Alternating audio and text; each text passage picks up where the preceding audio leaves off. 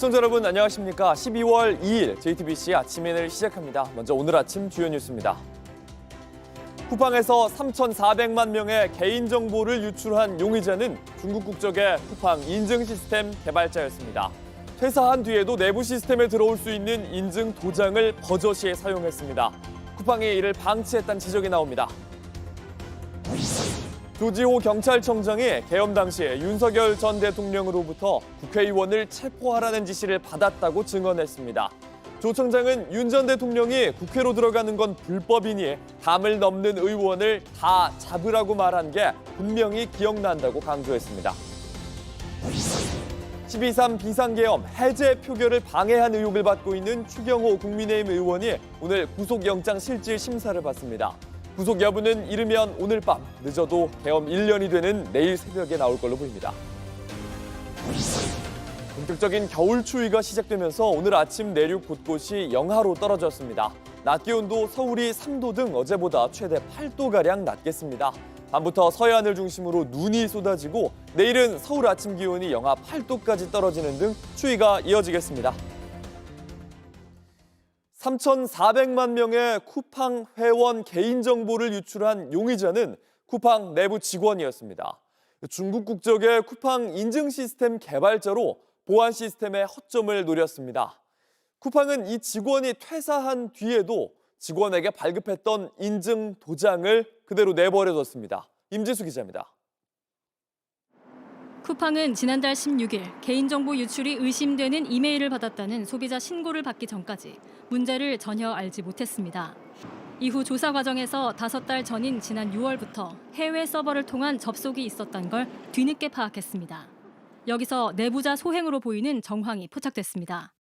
쿠팡 내부 데이터에 접속할 때 필요한 인증 토큰을 통해 침투한 흔적이 나타난 겁니다. 분석 결과 지목된 유력한 용의자는 쿠팡을 퇴사한 중국 국적 직원, 내부 인증 시스템 개발자로 일반 직원보다 높은 정보 접근 권한을 가진 덕분에 보안 시스템의 허점을 꿰고 있었던 걸로 추정됩니다. 용의자는 쿠팡 재직 시 발급받은 서명키를 활용해 퇴사 후에도 내부망을 오간 것으로 조사됐습니다. 토큰은 내부 시스템에 접근하는 일종의 일회용 출입증으로 자동 폐기됩니다. 하지만 이 토큰이 위조되지 않았음을 확인해주는 인증 도장 역할인 서명키는 유효기간이 5년, 10년씩으로 설정될 수 있어 엄격한 관리가 필요합니다. 그런데 이 서명키를 쿠팡이 용의자 퇴사에 맞춰 갱신하거나 폐기하지 않았던 겁니다. 회사를 그만뒀으면 서명키 자체를 없애버려야죠. 회사에서 모니터링 체계를 갖추고 있어가지고 브로킹 했다 그러면 더 이상 시도를 안 했을 거잖아요. 회사의 어떤 귀책이 상당히 커 보입니다. 쿠팡은 지난 2월 제출한 미 증권거래위 보고서에선 사이버 보안 위협이 기업 실적이나 재무 상황에 중대한 영향을 미치지 않아 왔다고 적었습니다. 매출 40조 이커머스 업체에게 있을 수 없는 기본적인 원칙조차 지키지 못해 벌어진 보안 실패입니다. 한국인터넷진흥원 공시에 따르면 쿠팡의 전체 IT 예산 중 정보보호 부문 투자는 4.6% 정도로 3년 사이 꾸준히 줄었습니다. 쿠팡 총 매출 대비 0.2%에 불과해 아마존이나 알리바바 등 매출의 최소 1% 이상을 투자하는 해외 빅테크들에 비해 턱없이 적은 규모란 비판이 나옵니다. JTBC 임지수입니다. 소비자들의 탈쿠팡 움직임도 본격화됐습니다. 비밀번호를 바꾸는 건 물론 회원을 탈퇴하고 시민 16명은 집단 소송을 제기했습니다. 앞으로도 소송은 이어질 걸로 보입니다. 이어서 박준우 기자입니다. 쿠팡 개인정보 유출에 공동 대응하기 위해 개설된 오픈 채팅방입니다. 회원 탈퇴와 멤버십 해지를 해야 하냐는 문의와 로그인 비밀번호부터 바꾸라는 조언이 오갑니다. 저는 오늘 막 받아가지고 일단은 근데 계속 이렇게 하면은 쿠팡 와우부터 일단 해지를 하고 그래야 될 것 같아요. 괘씸하잖아요. 한국소비자단체협의회는 성명을 내고 실효성 있는 대책을 마련하지 않으면 회원 탈퇴와 불매 운동을 하겠다고 경고했습니다. 집단 소송을 준비하는 온라인 카페에는 더 상세한 정보도 공유됩니다. 해외 직구 시 사용하는 개인 통관 고유 번호를 바꾸라거나 보안 및 로그인 탭에서 알 수 없는 로그인 기록을 확인하라는 내용입니다. 실제로 모르는 기기나 다른 국가에서 로그인한 흔적이 곳곳에서 발견됩니다. 아파트의 경우 공동현관 비밀번호까지 유출되면서 고객들의 불안감은 더 커졌습니다. 현관 비밀번호까지 다 틀렸다 그래가지고 더 혼란스러웠거든요. 아파트 계신 분들하고 얘기를 나눠본 적은 아직 없는데 변경을 한다던가 어떻든 무슨 조치가 있을 것 같습니다. 피해 고객들은 구체적인 피해 예방책 없이 사과문만 올린 쿠팡에 분통을 터뜨립니다. 무책임한 것 같아요. 아니 뭐 이미 그런 것까지 다 털렸는데 더 세세한 개인정보가 안 털렸다는 보장도 없고 그런 걸 보면은 이제 정말 우리가 아무렇지 않게 동의를 누릴 수 있을까라는 생각이 듭니다. 집단 손해배상 청구 움직임도 잇따르고 있습니다. 서울중앙지법에는 시민 16명이 참여한 소장이 접수되기도 했습니다. 현재 소장으로 접수되는 인원은 16명이지만 지금 인터넷으로 신청한 인원은 현재까지 확인된 인원이 1,600명 이상입니다. 네이버에 개설된 집단 소송 준비 카페는 약 20개. 회원 수는 25만 명을 넘어섰습니다. JTBC 박준우입니다. 내일이면 12.3 비상계엄이 일어난 지 꼭 1년이 됩니다. 법정에선 조지호 경찰청장이 계엄날 윤석열 전 대통령이 무슨 지시를 했는지 증언을 했습니다. 국회로 월담하는 의원들을 다 잡으라고 한 말을 분명히 기억한다고 했습니다. 하이빈 기자입니다. 조지호 경찰청장은 어제 이상민 전 행정안전부 장관의 내란 중요임무 종사 등 혐의 재판에 증인으로 출석했습니다. 조 청장은 지난해 국회에서 탄핵소추안이 통과되면서 직무가 정지됐지만 현직 경찰청장 신분은 유지하고 있습니다. 법정에선 조 청장은 계엄 당일 밤 윤석열 전 대통령의 비화폰으로 총 6번 통화했다고 했습니다. 국회 통제와 포고령 발령 이후 체포에 대한 대화가 오갔다고도 말했습니다. 조 청장은 당시 윤 전 대통령이 국회 통제를 하라고 했지만 법률적 근거가 없어서 안 된다고 했다면서 나중에는 국회로 월담하는 국회의원들이 많으니 다 잡아라, 체포하라고 말했다고 증언했습니다. 국회로 들어가는 게 불법이니 체포하라는 말을 윤 전 대통령이 직접 했느냐는 특검팀 질문에 분명히 기억한다고 답하기도 했습니다. 이날 재판에는 조 청장의 부인 윤모 씨도 출석했는데 당시 남편이 A4 용지를 받아왔다고 말했습니다. 조 청장은 계엄 당일 김용현 전 국방부 장관으로부터 계엄군 출동 장소가 적힌 종이 문서를 받은 걸로 전해집니다. 재판부는 앞으로 박성재 전 법무부 장관과 김용현 전 국방부 장관 등 윤석열 정부 출신 주요 국무위원들을 증인으로 잇따라 소환할 예정입니다. JTBC 하혜빈입니다. 계엄날 표결 해제를 방해한 혐의를 받는 추경호 국민의힘 의원의 구속 여부도 오늘 판가름이 납니다. 결과는 내일 새벽쯤 나올 걸로 보이는데 내란 특검 수사의 막판 분수령이 될 전망입니다. 송지혜 기자입니다. 추경호 의원에 대한 영장실질심사는 오늘 오후 3시 서울중앙지법에서 열립니다. 추 의원은 지난해 비상계엄 당일 당시 국민의힘 원내대표로서 의원총회 장소를 여러 차례 바꿔 계엄 해제 표결을 방해한 혐의, 즉 내란 중요임무 종사 혐의를 받고 있습니다. 추 의원은 줄곧 혐의를 반박해왔습니다.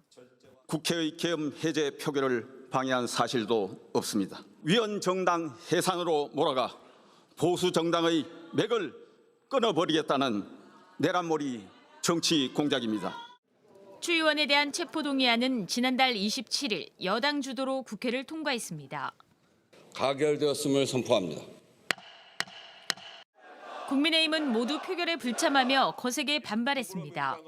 국민의힘 소속 현역 의원에 대해 체포동의안이 가결된 건 통일교 불법 정치자금 수수 혐의를 받고 있는 권성동 의원에 이어 두 번째입니다.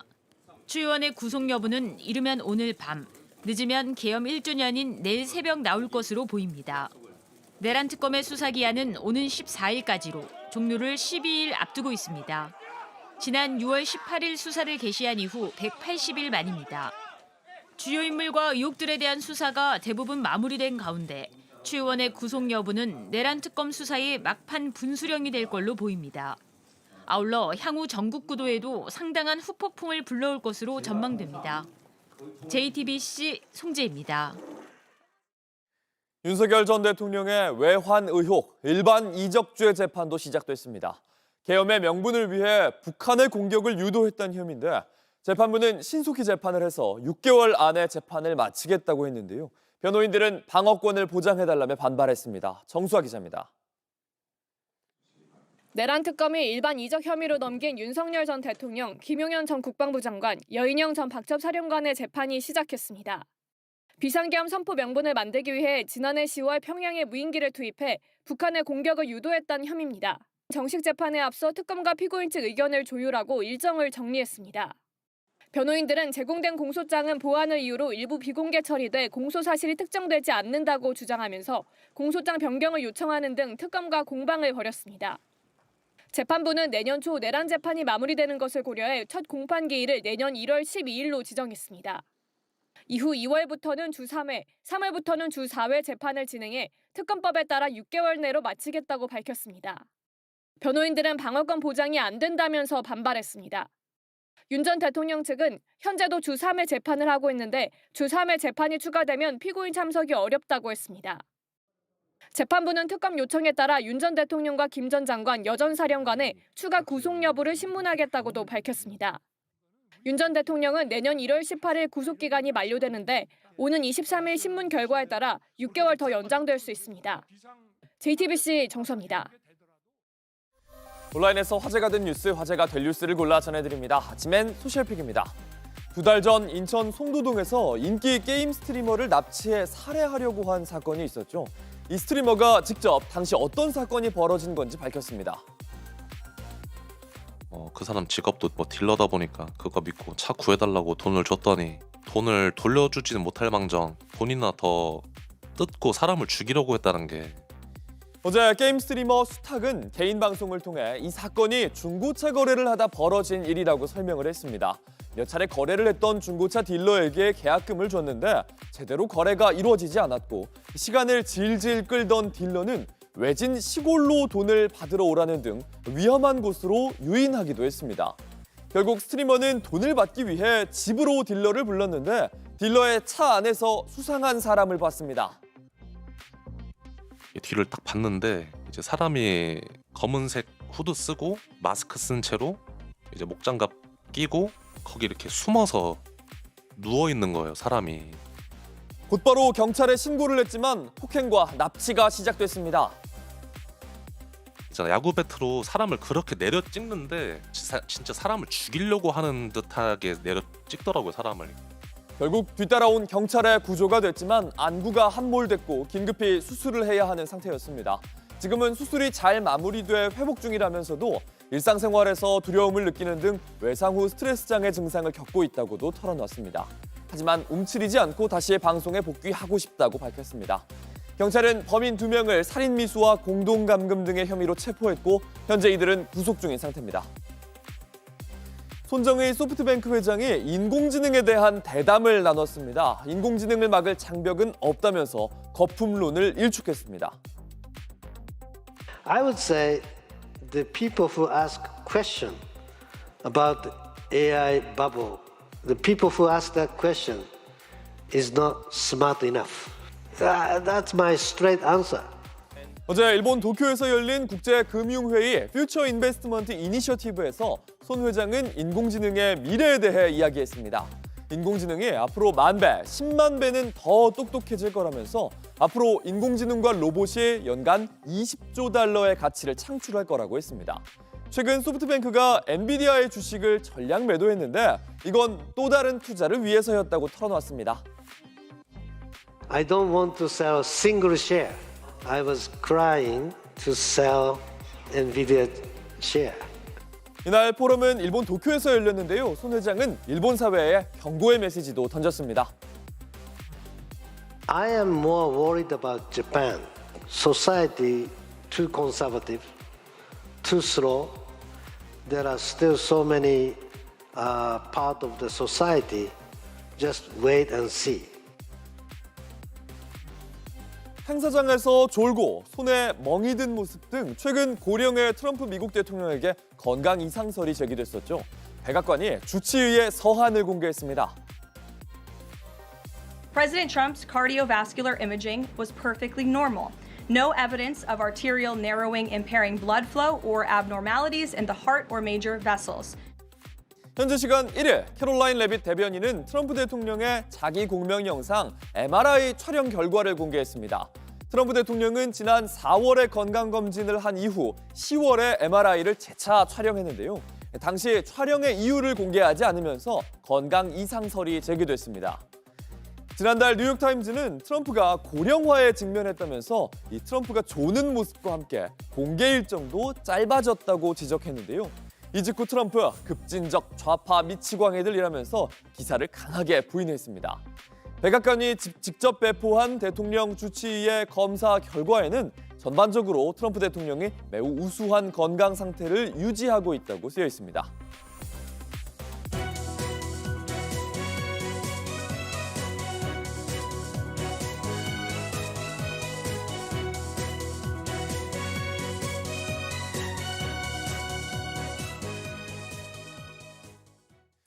지난 10월 김건희 특검의 조사를 받던 중 양평군청 공무원이 사망한 사건이 있었습니다. 국가인권위는 특검 관계자가 진술을 강요했다고 보고 직권남용 혐의로 고발하기로 했습니다. 일부 비상임위원들의 반대 의견도 있었습니다. 유정화 기자입니다. 국가인권위원회가 양평군 공무원 사망 사건을 조사한 김건희 특검 관계자를 직권남용 혐의로 고발한다고 밝혔습니다. 수사 과정에서 진술을 강요하는 행위가 있었다고 판단한 겁니다. 뭐 안 했다고 하는데 계속 했다고 해라. 누가 시켰다고 이야기해라. 유서에 의하면 진술 강요라고 보는 것이 조금 더 정확한 표현이지 않나 싶습니다. 인권위는 1일 전원위원회를 열고 공무원 정모 씨를 수사한 수사관 1명을 고발하고 조사에 참여한 3명에 대해선 수사 의뢰를 한다는 내용의 직권조사 결과 보고서를 의결했습니다. 안창호 위원장과 주심 김용직 위원 등은 찬성했지만 일부 비상임위원들은 개별 수사관을 문제 삼기보단 제도와 정책에 대한 권고가 적절하다는 취지로 반대 의견을 냈습니다. 해당 수사관들은 혐의를 부인한 것으로 알려집니다. 인권위는 또 민중기 특검에게 향후 수사에서 인권 수사 규정을 준수할 것을, 국회의장에게는 앞으로 특검법을 제정할 때 인권 조항을 포함할 것을 권고했습니다. 양평군 단월면장이었던 공무원 정모 씨는 지난 10월 2일 피의자 신분으로 김건희 특검에 출석해 조사를 받았고 8일 뒤 자택에서 숨진 채 발견됐습니다. 이후 민중기 특검은 지난 10월 17일 자체 감찰에 착수했고 강압 수사를 단정하기 어렵다는 결론을 내린 뒤 해당 수사관 3명을 업무에서 배제하고 파견 해제를 요청했습니다. JTBC 유정화입니다. 기록적인 폭우가 내린 동남아시아에 홍수와 산사태가 겹치면서 1,000명 가까운 사망자가 나왔습니다. 기상이변에 따른 기후 재난이 새로운 일상이 돼버렸습니다. 강나윤 기자입니다. 마을 한복판을 거센 흙탕물이 휩습니다. 나무는 물론 자동차와 집까지 쓸려나갑니다. 그칠 줄 모르는 폭우에 산도 순식간에 무너져 내립니다. 이번 호우는 동남아시아에서도 인도네시아와 스리랑카, 태국에 집중됐습니다. 태국에는 하루 동안 300년 만에 가장 많은 335mm의 비가 내리기도 했습니다. Nggak ada semuanya yang dibawa yang bisa dikeluarkan karena air itu tiba-tiba langsung naik. Pas kejadian itu sesudah Jumat rumahnya habis. 기록적 폭우에 인도네시아 442명을 비롯해 3개 나라에서만 1,000명 가까운 희생자가 발생했습니다. 여전히 수백 명이 실종된 가운데 집과 삶의 터전을 잃은 이재민도 기하급수적으로 불어나고 있습니다. 구조와 구호 활동이 진행되고 있지만 도로 등 기반 시설이 완전히 붕괴하면서 접근 자체가 쉽지 않습니다. 이번 극한 폭우는 기상이변으로 여러 기후 현상이 동시에 겹쳤기 때문입니다. 태평양 라니냐가 비구름을 끌어올렸고 여기에 음해인도양 다이폴이 겹치면서 막대한 수증기가 합쳐졌습니다.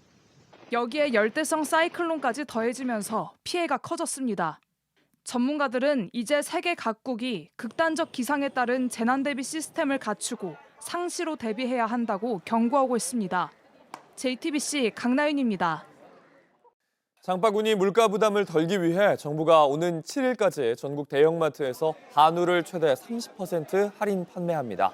할인 품목은 1등급 기준으로 등심이 100g당 8,500원대, 양지가 4,100원대, 불고기와 국거리류는 3,000원 이하로 각각 판매합니다. 이와 별도로 8일부터는 18개 한우 업체가 참여하는 연말맞이 온라인 한우 장터가 열립니다. 자세한 할인 일정과 대상 품목 등은 한우 자조금관리위원회 등에서 확인할 수 있습니다.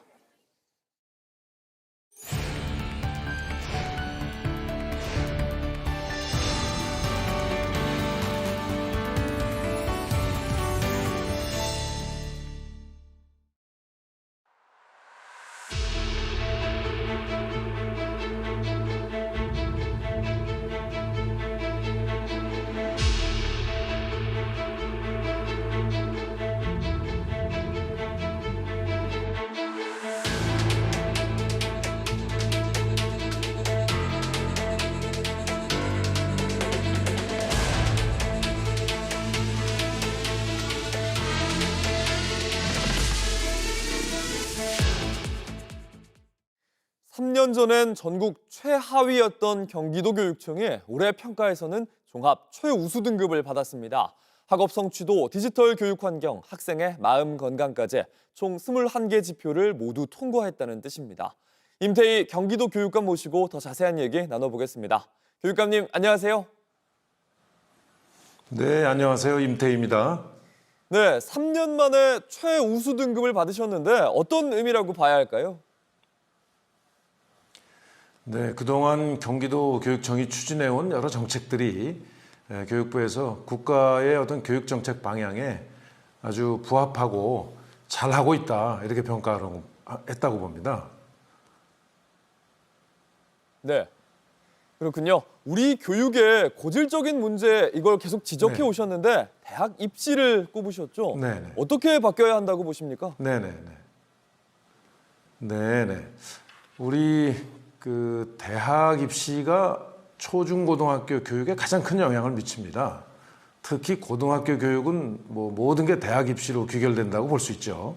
이제 그런 점에서 우리가 여러 시대 상황이 변해서 정말 그 미래에 안 가본 길을 가야 되는 이런 그 학생들의 입장에서 지금처럼 사지선다형으로 그저 이 문제풀이하고 또 사고력보다는 이런 정답 맞히기 기술로 평가하는 대학 입시 제도는 반드시 바꿔줘야 됩니다. 이제 그런 점에서 저희 경기도 교육청은 이 대학 입시야말로 우리 교육을 정상화시키는 가장 마지막 관문이다 하는 생각을 가지고 지금 개편안을 준비를 하고 있습니다. 그래서 구체적으로 말씀드리면 이제 더 이상 줄 세우기나 이 정답 맞히는 기술 평가하지 말자. 그래서 절대 평가에서 학생의 역량 하나하나를 보고 대학 교육이 이제 선발하고 대학 교육이 이루어지도록, 그래서 학생이 그 대학에서 성장하도록 이렇게 되는 시스템으로 바꾸자.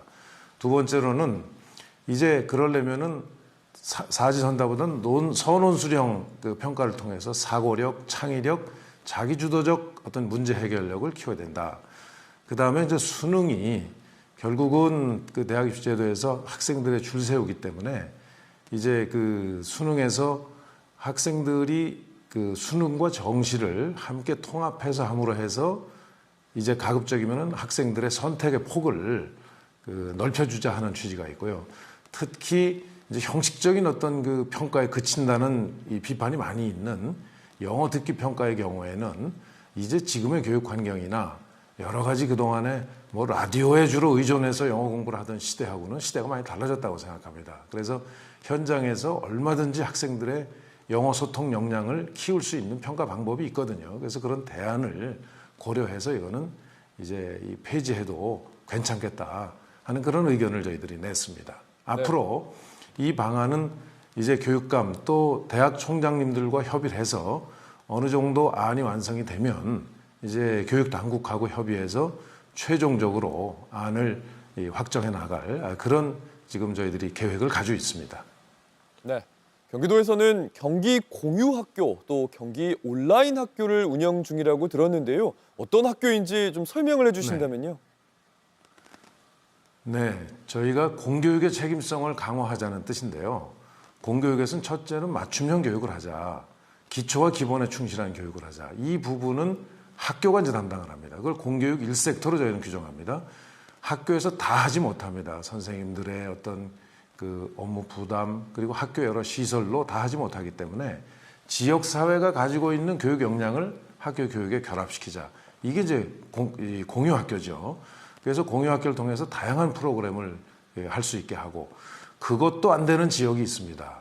학교에 따라서는 또 안 되는 또 이 어려운 학교가 있고, 그래서 시간과 공간을 초월해서 교육을 시킬 수 있는 온라인 학교를 통해서 모든 학생들이 어디에 살건 어떤 환경에 있건 이 동일한 이 공정한 교육 기회를 갖자고 하는 것이 이제 이 온라인 학교, 공교육 3섹터로 저희가 하죠. 그래서 1섹터 학교, 2섹터 공유학교, 3섹터 온라인 학교가 저희들 공교육의 책무성을 충분히 학생들에게 맞춤형 교육과 또 이 어떤 공정한 교육 기회를 확보해주는 이런 저희들이 교육 시스템을 경기도는 지금 운영하고 있습니다. 네, 온라인도 그렇고 한국 교육에도 이 세계적인 관심이 많죠. 지난해 유네스코와 함께 국제 포럼도 개최를 하셨는데 세계 각국과는 어떤 협업을 진행 중입니까? 네, 저희 경기도가 추진하는 교육의 방향이 유네스코가 추진하는 세계 미래 교육의 방향에 부합한다. 또 그 바로 실천 현장이다. 해서 이제 작년 12월 달에 유네스코 교육 포럼이 그 수원에서 열렸었습니다. 그 이후에 경기도의 여러 그 좋은 교육 사례들을 세계에 확산시키고자 하는 그런 기구를 구성했는데, 거기에 이제 경기도 교육청을 키 파트너로 좀 참여해달라는 요청을 저희들이 받았습니다. 그 유네스코의 그런 활동의 그 또 연장선상에서 미국, 캐나다, 또 중국, 싱가포르, 또 튀니지 등 그 여러 나라들이, 또 일본도 마찬가지고요.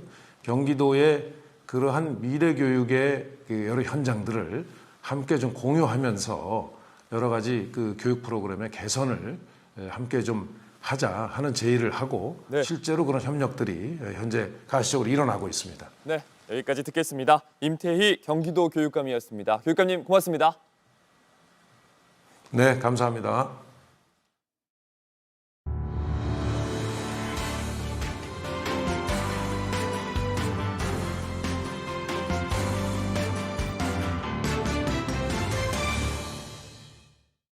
날씨입니다. 찬바람의 기세가 더 강해졌습니다. 오늘 아침 경기도 파주는 영하 4도, 강원도 철원 영하 3도 등 내륙 곳곳의 기온이 영하로 떨어졌습니다.